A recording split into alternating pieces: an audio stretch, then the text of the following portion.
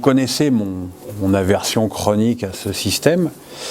En plus, là, je comprends pas, c'est qu'il a vraiment un joueur très bon à droite, là, c'est Lirola, qui a pratiquement joué ailier droit hier, et qui du coup n'a pas apporté ce qu'on peut attendre de lui et ce qu'on voyait la saison dernière. Même s'il joue à 3 derrière, on ne peut pas dire que ce soit une grosse sécurité. J'avoue être très très dubitatif du niveau du dénommé Luan Pérez, qui a encore concédé un pénalty hier. De toute façon, on parle un peu dans le vide parce qu'on sait qu'il ne changera pas. Mais la vraie question, c'est que le prochain match est contre le PSG. Et est-ce que c'est viable contre le PSG ? J'ai un peu des doutes.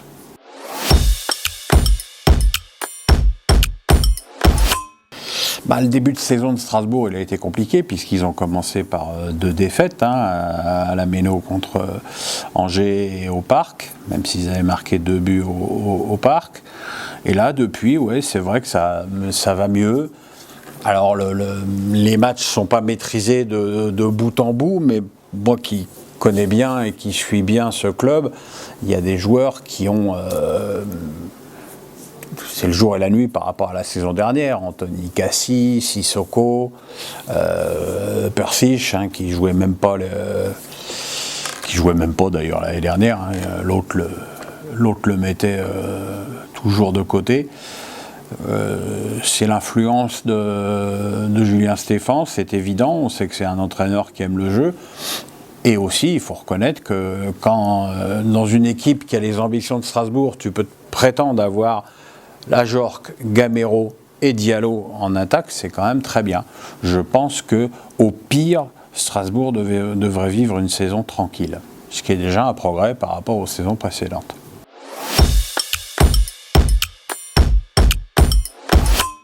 Deux. Lyon et Paris.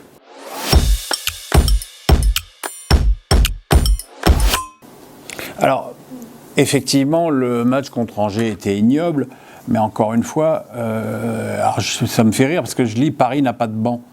Mais quelle équipe peut dire qu'elle a un banc quand il manque 8 joueurs ? Puisque, avec les 6 absents d'Amérique du Sud, Pochettino avait en plus mis sur le banc Hakimi et Nuno Mendes.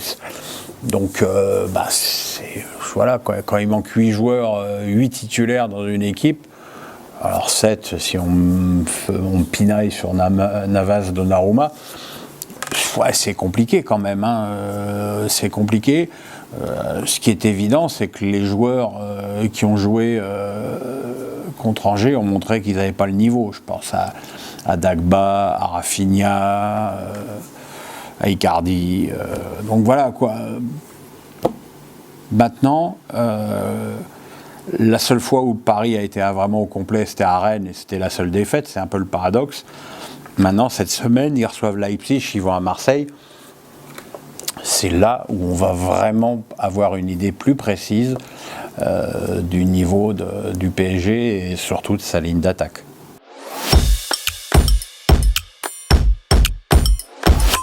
Non. Question suivante.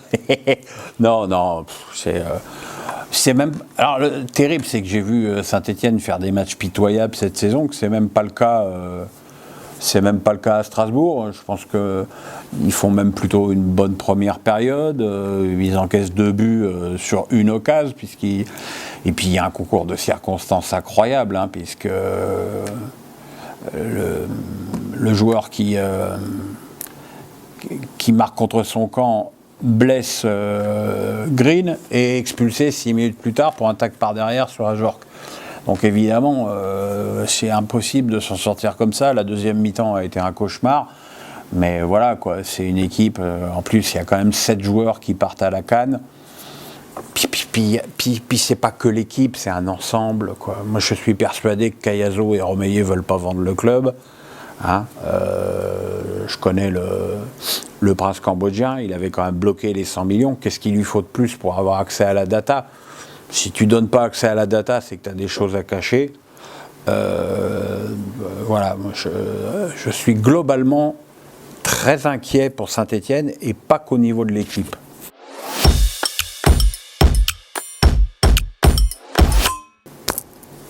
Peut-on imaginer Jonathan Klaus en équipe de France? C'est un petit peu le problème de la France, où dès qu'un joueur brille pendant quelques matchs, on réclame sa place ou sa chance en équipe de France. Alors Jonathan Klaus, je peux encore comprendre, parce que il est dans un poste où il y a Pavard qui est en grande difficulté, Dubois qui est Dubois. Donc pourquoi pas l'essayer, effectivement. Maintenant, Laborde, il y a quand même du monde. Quand tu vois qu'un joueur comme Ben Yedder ne joue jamais en équipe de France et que Giroud reste à Milan, ça me paraît compliqué pour Gaëtan d'intégrer le groupe. Mais maintenant, ça n'ôte rien au début de saison magnifique qu'il fait avec le Stade Rennais. Et en plus, je pense que c'est vraiment le joueur qui manquait à Rennes, et on voit que depuis qu'il est là et qu'il est intégré dans l'équipe, les résultats du club breton sont bien meilleurs.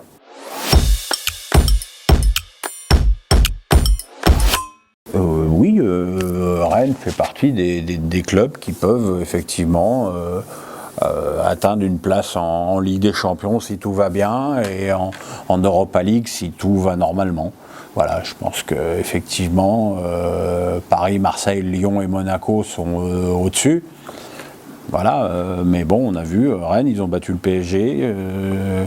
Et puis l'équipe commence à mieux tourner. Là aussi, un peu comme Strasbourg, il y a des joueurs qui étaient en grosse difficulté l'année dernière, comme Plavientais, qui sont bien meilleurs cette saison. L'apport de Laborde. Voilà, je pense que. Et puis c'est une équipe qui était un peu tristoune au début de saison et qui devient agréable à jouer. Pour preuve, ce match à Metz, où ils gagnent 3-0 dès la mi-temps, en marquant des très très beaux buts.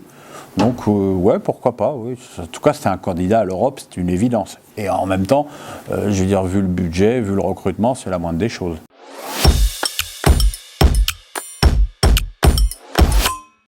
Et Peter Bosz, il m'a un peu inquiété en arrivant au début de la saison. Je trouvais qu'il était très donneur de leçons, très moi je vais vous montrer un peu le football et tout. Et puis il faut reconnaître que ce qu'il montre est vraiment très intéressant. Alors il y a toujours des trucs à redire, hein. J'ai pas tellement compris que Cherki soit aligné en pointe et Toko Ekambi à gauche. Alors c'est vrai qu'au fil du match, ça a d'ailleurs un petit peu tourné. Après, il est évident que lorsque tu as un joueur du niveau de Paqueta dans ton équipe, ça change beaucoup de choses. Le mec, il joue le jeudi soir, le samedi, il rentre et il allume la lumière, quoi. C'est un joueur différent. C'est certainement, avec Seko Fofana, le meilleur joueur de ce début de saison.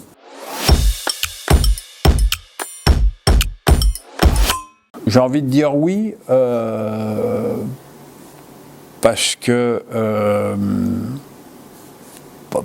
les autres matchs de Nice sont plutôt bons. Celui-là n'était pas bon du tout. Il a vraiment ressemblé trait pour trait à la prestation de Lille à Clermont, avec ses deux promus épatants que sont Troyes et Clermont. C'était surtout très très imprécis au milieu de terrain. Il n'y avait pas beaucoup de liant. Dolberg, quand il est comme ça, il est exaspérant. Voilà, il faut faire attention. Il y a ce match à huis clos à 3 contre Marseille qui sera très très important et probablement décisif sur les réelles ambitions niçoises cette saison. Mais on peut effectivement, pour l'instant, mettre ça sur le compte d'un coup d'arrêt.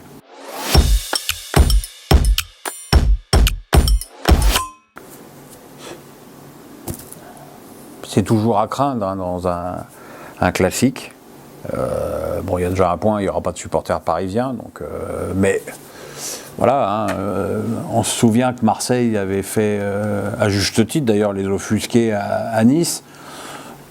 Après, évidemment, les réseaux sociaux ont expurgé les images de l'accueil réservé à Neymar au Vélodrome, où il ne pouvait pas tirer les corners. Là, je rappelle aux Marseillais, enfin aux supporters marseillais, que l'équipe est sous le coup d'un sursis et du retrait d'un point. Ce serait vraiment très con de gâcher ce match contre Paris où les Olympiens ont les moyens de bien faire sur le terrain. Ça a commencé avec un jet de boulettes de papier là, contre Lorient. T'as envie de dire, si les supporters marseillais en sont réduits à acheter des boulettes de papier contre Lorient, qu'est-ce que ça va être contre Paris? J'ai trouvé la réaction de Dimitri Payet très saine. Au moins, il est conscient des enjeux. Voilà, moi, je souhaite voir un OM PSG flamboyant, avec des buts, un bon climat sur le terrain. Donc, il faut espérer qu'Alvaro joue pas. Mais voilà, aux supporters marseillais d'avoir de la mémoire. Ils se sont offusqués, encore une fois à juste titre, du comportement des Niçois. À eux de ne pas faire la même contre Paris, parce que là, de toute façon, il n'y aura pas de provocation de l'équipe adverse, il n'y aura personne.